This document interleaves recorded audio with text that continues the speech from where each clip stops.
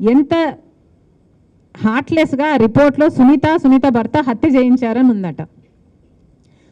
సునీత భర్త హత్య చేయిస్తే అవినాష్ రెడ్డి హత్య జరిగిన టైంలో ఉన్నవాడు అవినాష్ రెడ్డి, సునీత భర్త లేడక్కడ. హత్య జరిగిన తర్వాత వచ్చిన మొదటి వాళ్ళల్లో అవినాష్ రెడ్డి అక్కడ ఉన్నాడు. ఆ శవాన్ని క్లీనప్ చేసే కార్యక్రమం చేసే టైంలో సునీత భర్త లేరు, అవినాష్ రెడ్డి ఉన్నాడు. సాక్షిలో ఇది మర్డర్ కాదు గుండెపోటు అని చెప్తున్న టైంలో సునీత భర్త లేరు, అక్కడ ఉన్నది అవినాష్ రెడ్డి.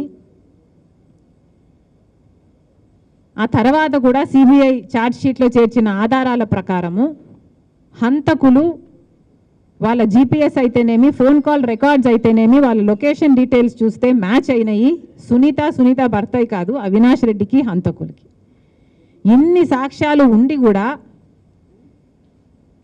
తప్పుడు రిపోర్ట్లు రాపిస్తున్నారంటే కేవలం వీళ్ళు యథేచ్ఛగా బయట తిరుగుతున్నారు కాబట్టే కదా. ఇక ఎక్కడ జరుగుతుంది న్యాయం? ఇక ఎన్ని సంవత్సరాలు పడుతుంది న్యాయం జరగడానికి? ఒక్కొక్కరిగా అందరూ చచ్చిపోతున్నారు.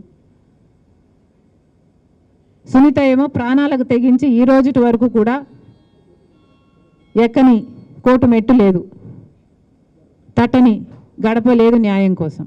2 పిల్లలు ఉన్నారు సునీతకి. ప్రాణాలను అరచేతిలో పట్టుకొని ఇంతమంది చచ్చిపోయారు. సునీతను కూడా ఏదైనా చేయడానికి గ్యారంటీ ఏమైనా ఉందా? న్యాయం జరుగుతుందన్న గ్యారంటీ ఏమైనా ఉందా?